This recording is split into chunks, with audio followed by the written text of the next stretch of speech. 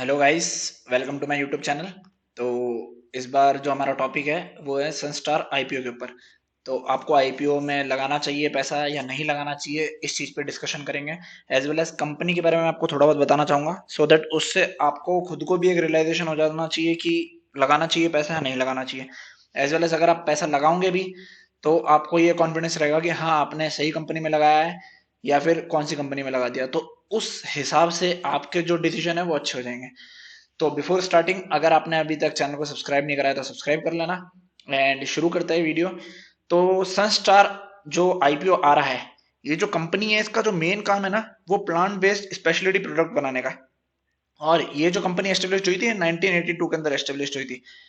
अब इस कंपनी के अंदर जो हमारे मेन जो रहता है इंग्रेडिएंट्स वगैरह के थ्रू जो मतलब ये काम करता है, तो इनका जो मेजर फोकस रहता है ना वो मेज के थ्रू जो प्रोडक्ट बनाते हैं उसके ऊपर रहता है।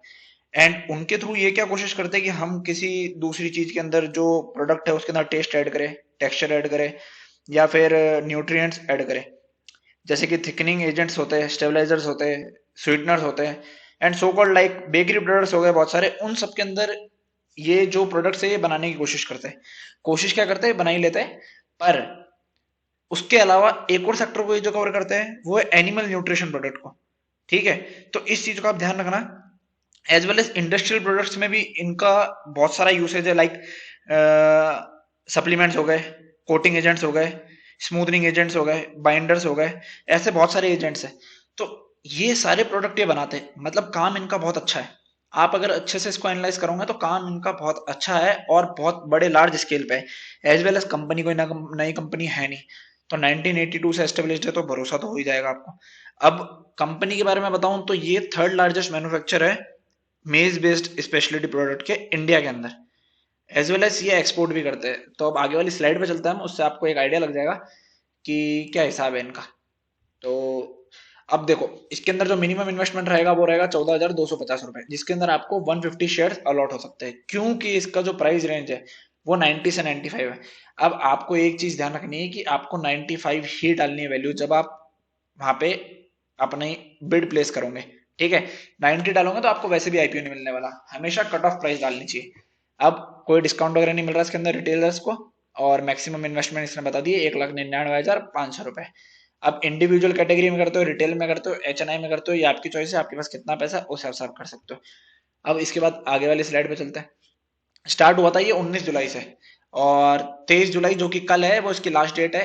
अब इसके अंदर सबसे अच्छी बात जो क्या है ना वो ये है कि बहुत सारे लोगों का क्या अलग सी बेचैनी होती है कि यार हमने पैसा लगाया है, वो पैसा रिलीज भी नहीं हुआ, ब्लॉक भी नहीं हुआ, अनलॉक भी नहीं हुआ, 4-5 दिन हो गए, पैसा अटका रह गया। तो इसका जो अलॉटमेंट डेट है वो 24 तारीख को है, तो मोस्ट प्रोबेबली 24 को ही रिफंड आ जाएगा। पर जिनका 24 को रिफंड नहीं आएगा उनका 25 को रिफंड आ जाएगा, तो आपका फंड ज्यादा टाइम अटका नहीं रहेगा, सिर्फ 2 दिन के लिए रहेगा। और आईपीओ मिल जाएगा, तो इससे तो बढ़िया कुछ हो नहीं सकता। अब हम आगे चलते, आज के दिन तक का सब्सक्रिप्शन जो इसमें है ना वो है इसके अंदर 13.40 टाइम्स आज सब्सक्राइब हुआ ये, और कल सब्सक्राइब हो गया था 4.10 टाइम्स। टोटल सब्सक्रिप्शन इसके अंदर हम देख लेंगे। इसके पहले देख लेते, रिटेलर्स ने 12 गुना इसमें सब्सक्रिप्शन कर दिया है, और एनआईआईज ने 32 गुना, और क्वालिफाइड इंस्टीट्यूशनल बायर्स ने 1.29। क्यूआईबी जो है वो जनरली लास्ट वाले दिन पे ही करते हैं। ठीक है, तो आपको कल दोपहर तक पता पड़ जाएगा 1 बजे के आसपास कि क्यूआईबी कितना इन्वेस्ट कर रहे हैं।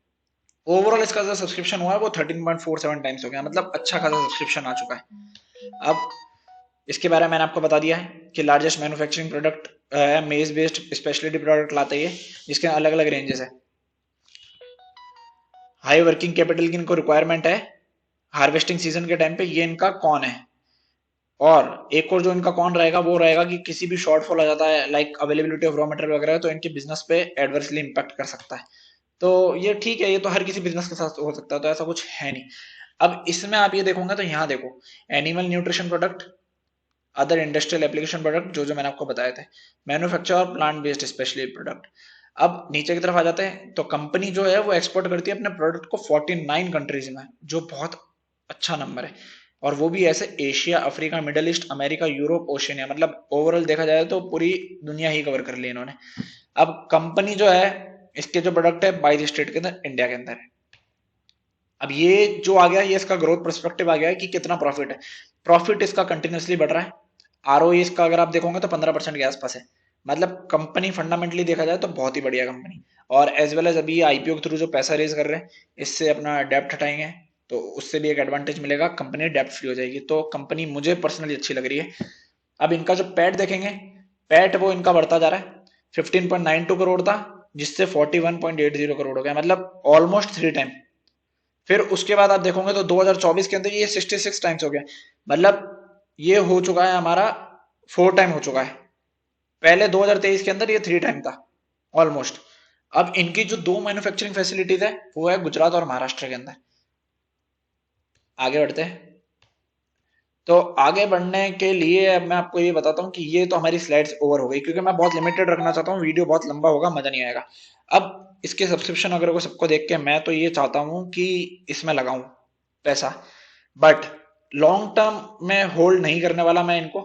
क्यों? क्योंकि मुझे नहीं लग रहा है कि लॉन्ग टर्म में ज्यादा अच्छा पैसा बनेगा। अगर लॉन्ग टर्म के अंदर कोई ऐसी कंपनी होती जो मुझे लगता है कि अच्छा खासा पैसा दे सकती है, तो मैं उसको होल्ड करता। एज वेल एज दूसरा एक रीजन है कि वैल्यूएशन इसके मेरे को थोड़े बहुत हाई लग रहे हैं। तो वैल्यूएशन इसके हाई है, इसी वजह से मैं नहीं करना चाहता इसके अंदर लॉन्ग टर्म के लिए होल्डिंग। समझ रहे हो? पर मैं इस कंपनी के आईपीओ के लिए बड़ा एक्साइटेड हूँ, एंड मैं इसमें अप्लाई करूंगा। जितने अकाउंट है उन सबके थ्रू करूंगा। एज वेल एज ऐसा नहीं कि सिर्फ एक लॉट से करूंगा, ज्यादा लॉट से करूंगा। तो गाइस मैं अपने बारे में बता सकता हूँ, बाकी आपको इसमें अप्लाई करना है नहीं करना, आप मुझे कमेंट करके बताना कि आप इसमें अप्लाई कर रहे हो नहीं कर रहे, या फिर आपका कोई पॉइंट ऑफ व्यू हो तो आप वो कमेंट करके शेयर कर सकते हैं। अब जब आईपीओ का अलॉटमेंट होगा तब हम डिस्कस करेंगे इसके रिगार्डिंग, और जिस किसी को आईपीओ का अलॉटमेंट मिल जाए वो बता सकता है कमेंट में। थैंक यू गाइस, मिलते हैं नेक्स्ट वीडियो के साथ। अगर तब तक आपको कुछ भी लगता है इस चैनल के ऊपर आपको सीखने की और भी चीजें मिलेगी, बहुत सारी वीडियोस हमने डाल रखे तो उनको चेकआउट कर लेना जाके, एंड सब्सक्राइब जरूर कर लेना। Thank you.